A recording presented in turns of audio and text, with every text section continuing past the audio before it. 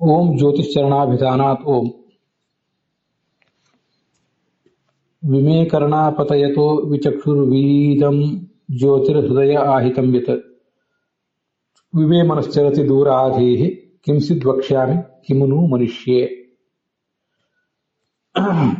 ಈ 24ನೇ ಸೂತ್ರ.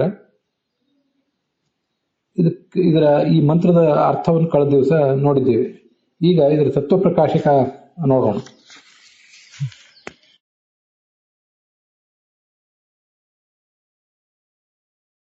ಜ್ಯೋತಿರ್ನಾಮ್ನಃ ಅನ್ನೋ ಭಾಗ ನಾವೀಗ ನೋಡ್ಬೇಕಾಗುತ್ತೆ.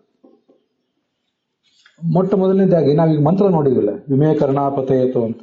ಇದು ಋಗ್ವೇದದ ಮಂತ್ರ. ಇದನ್ನ ಚತುರ್ಕ ದೀಪಾವಳಿ ಪದ್ಮನಾಭ ತೀರ್ಥರ ಟಿಪ್ಪಣಿಯಲ್ಲಿ ಐತರೇಯೇ ಶ್ರೂಯತೆ ಅಂತ ಹಾಕಿರುವುದನ್ನು ನೀವು ಗಮನಿಸಬೇಕು.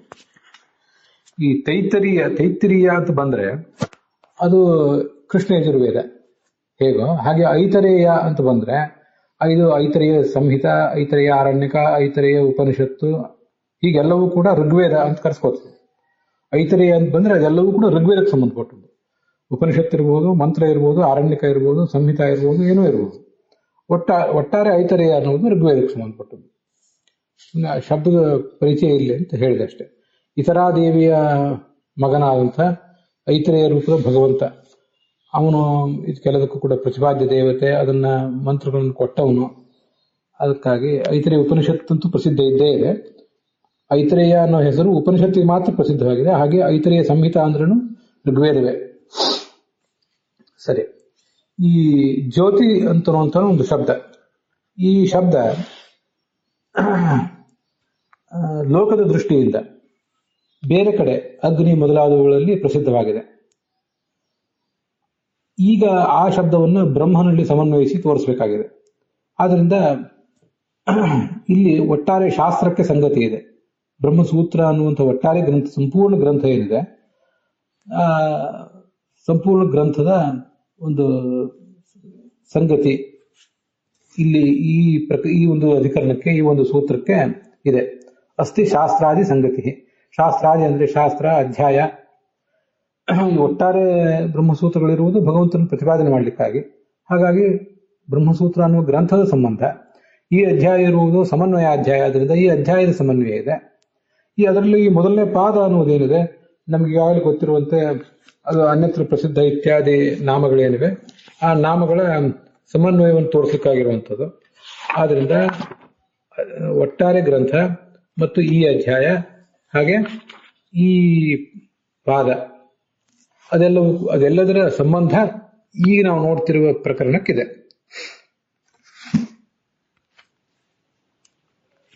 ಶ್ರುತಿ ಅಧಿಕರಣ ಸಂಗತಿ ವಿಷಯ ವಾಕ್ಯೋದಾಹರಣ ಪೂರ್ವಕಂ ವಿಷಯ ಸಂಶಯವೂ ಸೂಚಯತಿ. ಇನ್ನು ಆಚಾರ್ಯರು ಈ ವಿಷಯ ವಾಕ್ಯವನ್ನ, ಅಂದ್ರೆ ಈ ಸೂತ್ರದಲ್ಲಿ ಯಾವುದನ್ನು ಚರ್ಚೆ ಮಾಡ್ತಿದ್ದಾರೆ ಅನ್ನೋ ವಿಷಯ ವಾಕ್ಯವನ್ನ ತೋರಿಸಲಿಕ್ಕೆ ಹೊರಟಿದ್ದಾರೆ. ಯೋ ವೇದ ನಿಹಿತಂ ಗುಹಾಯಾಮ್ ಅಂತ ತೈತ್ತರೀಯ ಉಪನಿಷತ್ತಿನಲ್ಲಿ ಬಂದಿರೋದು. ಯೋ ವೇದ ನಿಹಿತಂ ಗುಹಾಯಾಮ್ ಸೋಷ್ಣತೆ ಸರ್ವಾನ್ ಕಾಮಾನ್ ಸಹ. ಹೃದಯ ಗುಹೆಯಲ್ಲಿ ಇರುವಂತಹ ಬ್ರಹ್ಮನನ್ನು ಯಾರು ತಿಳಿತಾನೋ ಅವನು ಎಲ್ಲಾ ಕಾಮಗಳನ್ನು ಪಡಿತಾನೆ ಅಂತ ಹೀಗೆ ಅಲ್ಲಿರೋದು. ಸರ್ವಾನ್ ಕಾಮಾನ್ ಸಹ ಬ್ರಹ್ಮಣ ವಿಪಶ್ಚಿತ. ಸರ್ವಜ್ಞನಾದ ಬ್ರಹ್ಮನೊಂದಿಗೆ ಎಲ್ಲ ಕಾಮಗಳನ್ನು ಅವನು ಅನುಭವಿಸ್ತಾನೆ ಅಂತ.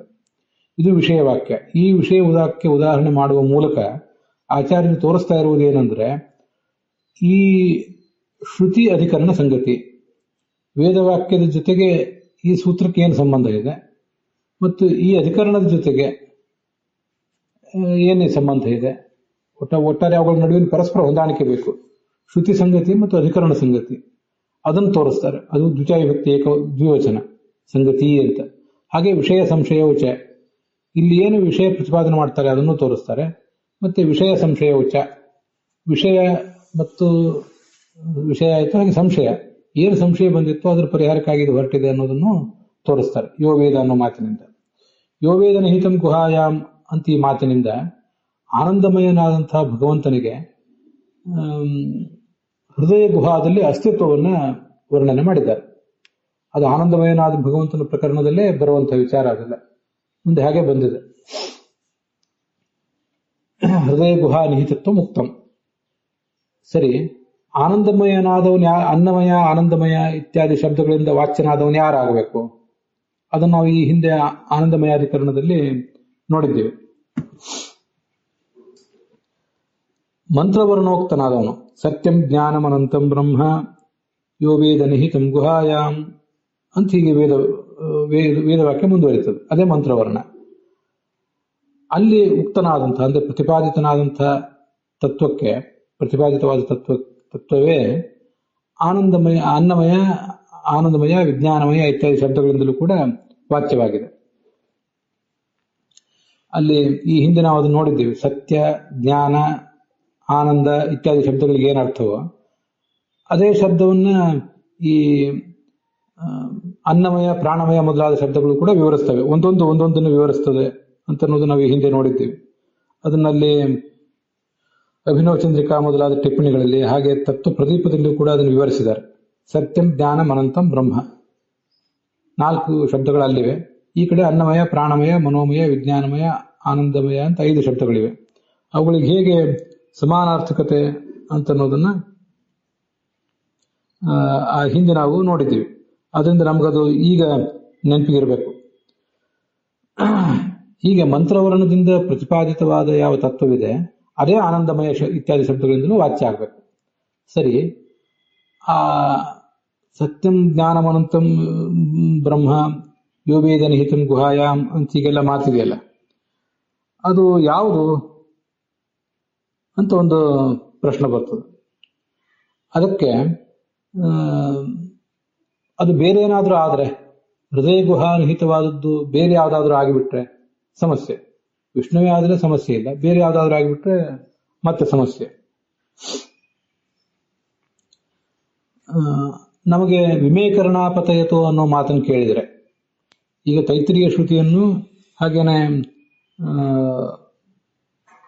ಈ ಐತರಿಯ ಶ್ರುತಿಯನ್ನು ಎರಡನ್ನು ಕೂಡ ಹೋಲಿಸಿ ನೋಡಬೇಕಾದ ಪ್ರಸಂಗ ಬಂದಿದೆ. ವಿಮೇಕರಣಾಪತಯತಃ ಅನ್ನೋ ಮಾತಿನಿಂದ ಕಸ್ಯಚಿತ್ ಜ್ಯೋತಿಷಃ, ಯಾವುದೋ ಒಂದು ಜ್ಯೋತಿಷ್, ಅದು ಯಾವುದಂತ ನಾವು ಮುಂದೆ ಈಗ ತೀರ್ಮಾನ ಮಾಡೋಣ. ಆ ಜ್ಯೋತಿಷ್ಯ ಹೃದಯ ಗುಹಾನಿಹಿತವಾಗಿದೆ ಅಂತ ಗೊತ್ತಾಗ್ತದೆ. ಯಾಕಂದ್ರೆ ವಿಮೇಕರಣಾಪತಯತೋ ಅನ್ನೋಲ್ಲಿಯೂ ಕೂಡ ಈ ಹೃದಯ ಗುಹಾನಿಹಿತವಾದದ್ದು ಜ್ಯೋತಿಷ್ ಅಂತ ವರ್ಣನೆ ಮಾಡಿದ್ದಾರೆ. ಅದು ನಮ್ಗೆ ಕಂಡು ಬಂದಿದೆ, ನಾವು ಅದನ್ನು ನೋಡ್ತಾ ಇದ್ದೇವೆ.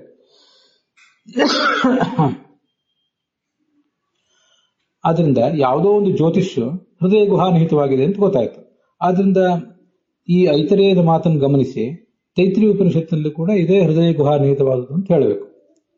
ಆಯ್ತು, ಅದಕ್ಕೇನರ್ಥ ಅಂದ್ರೆ ಮೇಕರ್ಣವು ಜ್ಯೋತಿಷಃ ವಿರುದ್ಧಂ ಪತಯತಃ. ನಮ್ಮ ಹೃದಯದಲ್ಲಿ ಒಂದು ಗುಹಾ ಇದೆ, ಆ ಗುಹೆಯಲ್ಲಿ ಒಂದು ಜ್ಯೋತಿಷ್ ಇದೆ. ಮೇ ಕರ್ಣವು ನನ್ನ ಕಿವಿಗಳು, ವಿ ಪತತಃ ಮಂತ್ರದಲ್ಲಿರುವುದೇನಂತ ವಿ ಅಂದ್ರೆ ಅವೇ ಅಂತ ಅರ್ಥ. ಪತತ ಅಲ್ಲಿ ಪತಯತಃ ಅಂತಿದೆ, ಪತಯತಃ ಅಂತ ಅನ್ನೋದಕ್ಕೆ ಪತತಃ ಅಂತ ಅರ್ಥ. ಹಾಗೇನೆ ಜಯತೀರ್ಥರು ಬರೆದಿದ್ದಾರೆ, ಅದನ್ನು ಗಮನಿಸಬೇಕು. ಅದು ವಿ ಅಂದ್ರೆ ವಿರುದ್ಧವಾಗಿ, ಅವೇ ಅಂತ ಅರ್ಥ. ಅವೇ ಮತ್ತು ವಿರುದ್ಧ ಇವೆಲ್ಲ ಸಾಪೇಕ್ಷ ಪದ. ಯಾವುದ್ರದ್ದು ವಿರುದ್ಧ ಅಂದ್ರೆ ಈ ಜ್ಯೋತಿಷಿಗಿಂತ ವಿರುದ್ಧ ಅಂತ ತಾನಾಗಿ ಗೊತ್ತಾಗ್ತದೆ. ಜ್ಯೋತಿಷಃ ಅನ್ನೋದು ಪಂಚಮಿ ವಿಭಕ್ತಿ ಏಕವಚನ, ಗೊತ್ತಿಲ್ಲ. ಅವೇ ಫ್ರಮ್ ಅಂತ ಹೇಗೆ ಇಂಗ್ಲಿಷ್ನಲ್ಲಿ ಹೇಳ್ತೀವೋ ಹಾಗೆ. ಜ್ಯೋತಿಷಃ ವಿರುದ್ಧಂ ಪತಯತಃ ಅಂದ್ರೆ ಪತತಃ ಅಂತ ಅರ್ಥ. ಅದಕ್ಕೆ ನೀವು ಭಾವದೀಪ ಇತ್ಯಾದಿಗಳನ್ನು ನೋಡಿದ್ರೆ ಸ್ವಾರ್ಥೆ ನಿಚ್ ಪ್ರತ್ಯಯ ಬಂದಿದೆ ಅಂತ ಅದನ್ನು ವರ್ಣನೆ ಮಾಡಿದ್ದಾರೆ.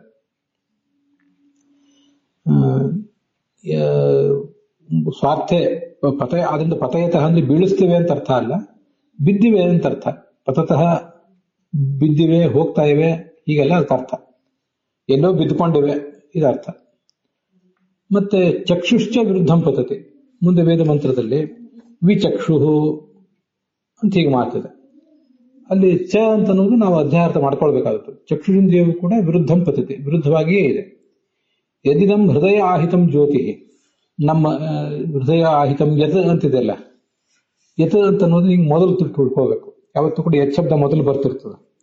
ಯತ್ ಶಬ್ದ ಮೊದಲು ಬಂದು ಯಾವೊಂದು ಈ ಜ್ಯೋತಿಷ್ಯ ಹೃದಯದಲ್ಲಿರುವಂತಹ ಜ್ಯೋತಿಷ್ ಇದೆಯಲ್ಲ, ತದಪಿ ಆ ಜ್ಯೋತಿಷ್ಯೂ ಕೂಡ ಕರ್ಣಾದಿ ವಿರುದ್ಧಂ ವರ್ತತೆ. ಕರ್ಣ ಮತ್ತೆ ಶ್ರೋತ್ರ ಇತ್ಯಾದಿ ಎಲ್ಲಾ ಇಂದ್ರಿಯಗಳಿಗೂ ಅದು ವಿರುದ್ಧವಾಗಿಯೇ ಇದೆ, ದೂರವಾಗಿಯೇ ಇದೆ ಅಂತ ಅರ್ಥ. ನೋಡಿ, ವರ್ತತೆ ಅಂತ ಅಧ್ಯಾರ್ಥ ಮಾಡ್ಕೊಂಡಿದ್ದಾರೆ ಜಯತೀರ್ಥರು. ಯಾಕೆಂದ್ರೆ ಆ ಜ್ಯೋತಿಷಿಗೆ ಸಂಬಂಧಪಟ್ಟಂತೆ ಕೂಡ ವಿ ಅಂತ ಒಂದು ಶಬ್ದ ಇದೆ. ವಿ ಅನ್ನೋದು ಕರ್ಣಕ್ಕಿದೆ, ಆಮೇಲೆ ವಿ ಅನ್ನೋದು ಚಕ್ಷುರಿಂದ್ರಿಯಕ್ಕಿದೆ, ವಿ ಚಕ್ಷು, ಆಮೇಲೆ ವಿ ಇದಂ ಅಂತ ಜ್ಯೋತಿಷಿಗೂ ಕೂಡ ವಿ ಅಂತಿದೆ. ಆದ್ರಿಂದ ಅದಕ್ಕೂ ಕೂಡ ಅದನ್ನ ನಾವು ತಿಳ್ಕೊಳ್ಬೇಕಾಗ್ತದೆ. ವೀರಂ ಜ್ಯೋತಿರ್ಹೃದಯ ಆಹಿತಮ್ಯತ, ಕರ್ಣಾದಿಗಳಿಗಿಂತ ವಿರುದ್ಧವಾಗಿದ್ದು ಒಳಗಿದೆ, ಅವು ದೂರವಾಗಿವೆ. ಮೇ ಮನಶ್ಚ, ನನ್ನ ಮನವೂ ಕೂಡ ಅತೀವ ವಿರುದ್ಧಂ ಚರತಿ, ವಿಮೇ ಮನಶ್ಚರತಿ ದೂರಾಧೀಹಿ, ದೂರದಲ್ಲೇ ಅದು ಸಂಚಾರ ಮಾಡ್ತಿದೆ.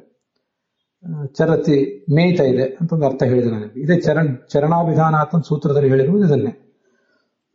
ಆದ್ರಿಂದ ವಿಮೇ ಮನಶ್ಚರತಿ ದೂರ ಆಧೀಹಿ, ಕಿಂಸಿದ್ ವಕ್ಷ್ಯಾಮಿ ಕಿಮ್ನು ಮನುಷ್ಯ. ಆಧೀಹಿ ಅಂದ್ರೆ ಅಂದ್ರೆ ಆ ಸಮಂತಾತ್, ನಮ್ಗೆ ಆ ಉಪಸರ್ಗಕ್ಕೆ ಆ ಸಮಂತಾತ್ ಅನ್ನೋ ಅರ್ಥವೇ ಇರುವುದು ನಮ್ಗೆ ಗೊತ್ತಿದೆ.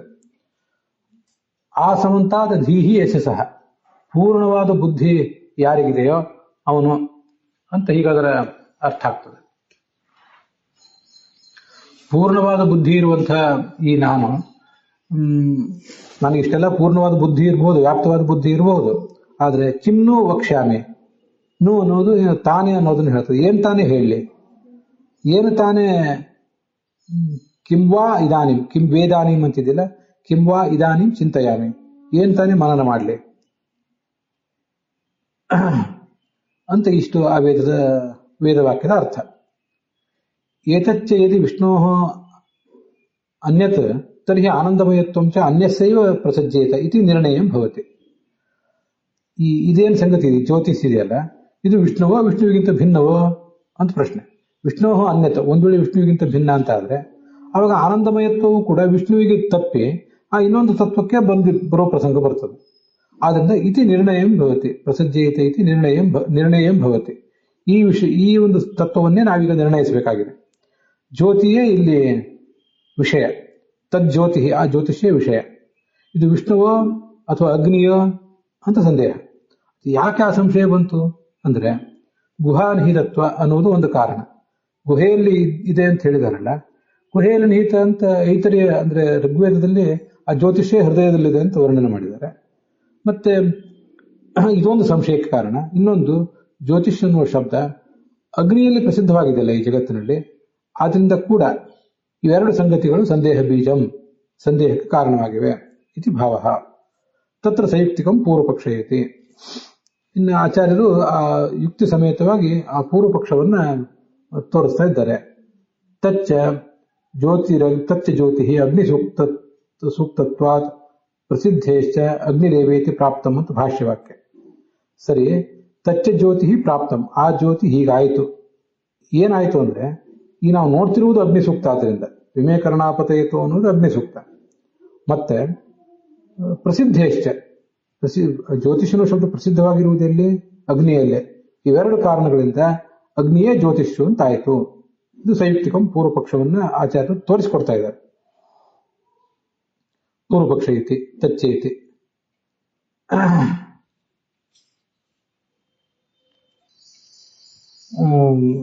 ಭಾವಬೋಧ ಟಿಪ್ಪಣಿಯಲ್ಲಿರೋದು ಅವ್ಯವಹಿತ ಪೂರ್ವ ಅಧಿಕರಣ ಸಂಗತಿಸ್ತು.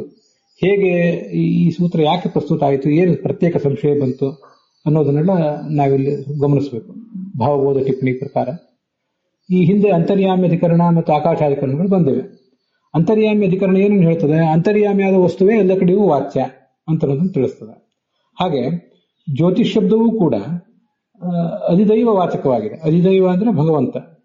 ಉಳಿದೆಲ್ಲ ಜಡವಾದ ತತ್ವಗಳು ಮತ್ತು ಅದರೊಳಗೆ ಅಭಿಮಾನಿ ದೇವತೆಗಳೇನಿದ್ದಾರೆ ಅವರೆಲ್ಲರೊಳಗೆ ಅಂತರ್ಯಾಮಿಯಾಗಿ ಭಗವಂತ ಇದ್ದಾನೆ ಅಂತ ಗೊತ್ತಾಗ್ತದೆ. ಆದ್ರಿಂದ ಅಂತರ್ಯಾಮಿ ಅಧಿಕರಣದ ಅರ್ಥವನ್ನು ಗ್ರಹಿಸಿದವರಿಗೆ ಜ್ಯೋತಿಷ್ ಶಬ್ದ ಅಂತ ಅನ್ನೋದು ಭಗವದ್ವಾಚಕ ಅಂತ ಗೊತ್ತಾಗೇ ಆಗ್ತದೆ. ಹಾಗೆ ಆಕಾಶಾಧಿಕರಣವನ್ನು ನೋಡಿದವರಿಗೆ ಅದು ಅಧಿಭೂತ. ಈ ಆಕಾಶ ಅಂತ ಅನ್ನೋದು ಕೇವಲ ಆಕಾಶ ಅಲ್ಲ, ಪೃಥ್ವಿ, ಅಪ್ಪು, ತೇಜಸ್ಸು, ವಾಯು ಇತ್ಯಾದಿ ಸಕಲ ಶಬ್ದಗಳಿಂದಲೂ ಭಗವಂತನೇ ವಾಚ್ಯ ಅನ್ನೋದನ್ನು ತಿಳಿಸುವಂತ ಶಬ್ದ ಅದು. ಅಲ್ಲಿ ಹೇಳಿರುವುದು ಒಂದೊಂದು ಶಬ್ದ ಹೇಳಿರ್ತಾರೆ, ಅದಕ್ಕೆ ಸಮಾನವಾದ ಉಳಿದ ಶಬ್ದಗಳಿಂದಲೂ ಭಗವಂತ ವಾಚ್ಯ ಅಂತ ಗೊತ್ತಾಗ್ತದೆ. ಜ್ಯೋತಿಷ್ ಆದ್ರಿಂದ ಆಕಾಶ ಶಬ್ದ ವಾಚ್ಯ ಭಗವಂತ ಆದ್ರೆ ಅಗ್ನಿ ಶಬ್ದ ವಾಚ್ಯನೂ ಕೂಡ ಭಗವಂತ ಅಂತ ತಾನಾಗಿ ಗೊತ್ತಾಗ್ತದೆ. ಅಗ್ನಿಯೇ ಜ್ಯೋತಿಷ್. ಮತ್ತೆ ಪ್ರಾಣಾಧಿಕರಣದಲ್ಲಿ ಜ್ಯೋತಿಷ್ ಶಬ್ದ ಅಧ್ಯಾತ್ಮ ವಾಚಕವಾಗಿದೆ. ಅಧ್ಯಾತ್ಮ ಅಂದ್ರೆ ಒಳಗಿರುವಂತಹ ತತ್ವಗಳು, ದೇವತೆಗಳು ಮೊದಲಾದದ್ದು. ಅಭಿಮಾನಿ ದೇವತೆಗಳು. ಹೀಗೆ ಆ 3 ಕಡೆ ಹೇಳಿರುವುದು ಯಾವುದೋ ಒಂದೊಂದನ್ನು ಹೇಳಿರ್ತಾರೆ, ಆದ್ರೆ ಉಳಿದುದನ್ನು ನೀವು ತಿಳ್ಕೊಳ್ರಿ ಅಂತ ಸೂಚನೆ ಕೊಟ್ಟಿರ್ತಾರೆ. ಆದ್ರಿಂದ 3 ಅಧಿಕರಣಗಳ ಸಾರವನ್ನು ಗ್ರಹಿಸಿದವರಿಗೆ ಇವೆಲ್ಲವೂ ವಿಷ್ಣುವಾಚಕ ಅಂತ ಗೊತ್ತಾಗೇ ಆಗ್ತದೆ. ಆದರೂ ಈ ಅಗ್ನಿ ಸೂಕ್ತವನ್ನು ಓದಿದವರಿಗೆ, ಆ 3 ಸೂತ್ರಗಳ ಸಾರಗ್ರಹಣ ಆಗದೇ ಇದ್ದವರಿಗೆ ಜ್ಯೋತಿಷ್ ಶಬ್ದ ಅಗ್ನಿ ಎಂಬ ಅರ್ಥದಲ್ಲಿ ಪ್ರಸಿದ್ಧವಾಗಿದೆಯಲ್ಲ, ಆದ್ರಿಂದ ವಿಷ್ಣು ಅದರ ವಾಚ್ಯ ಅಲ್ಲ, ಅಗ್ನಿಯೇ ವಾಚ್ಯ ಅಂತ ಒಂದು ಸಂಶಯ ಹೀಗೆ ಬರಬಹುದು. ಅದಕ್ಕಾಗಿ ಈ ಒಂದು ಅಧಿಕರಣ ಹೊರಟಿದೆ. ಅದರ ಜೊತೆಗೆ ಈ ಭಾಗ ಸಮಾಪ್ತವಾಗಿದೆ.